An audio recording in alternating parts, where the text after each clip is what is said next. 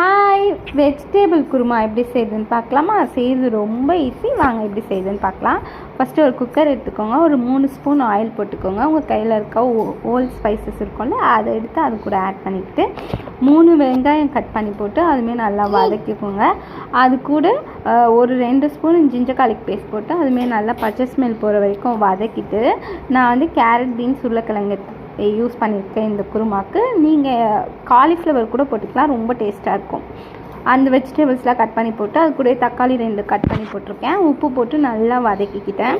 வதங்கிட்டு இந்த எண்ணெயிலே இந்த வெஜிடபிள்ஸ்லாம் ஓரளவுக்கு குக் ஆகிட்ருக்கும். வதக்கிட்டதுக்கப்புறமா நான் என்ன பண்ணேன்னா, இதுக்கு ஒரு பேஸ்ட் ரெடி பண்ணேன்.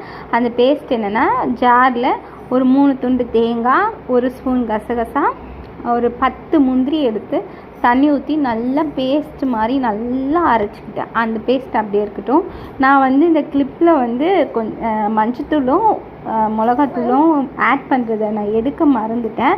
அது மட்டும்தான் ஸ்பைசஸ் நான் போட்டிருக்கேன், வேறு எதுவும் போடல. அது போட்டு கொஞ்சம் தண்ணி ஊற்றி வதக்கிட்டு இந்த தேங்காய் பேஸ்ட்டை அது கூட நான் ஆட் பண்ணிவிட்டு ஒரு 2 நிமிஷம் கொதிக்க விட்டு புதினா கொத்தமல்லி ஆட் பண்ணி ஒரு 3 விசில் குக்கரில் விட்டுட்டேன். அவ்வளோதான். இது அப்படியே கெட்டியாக இருக்கும்.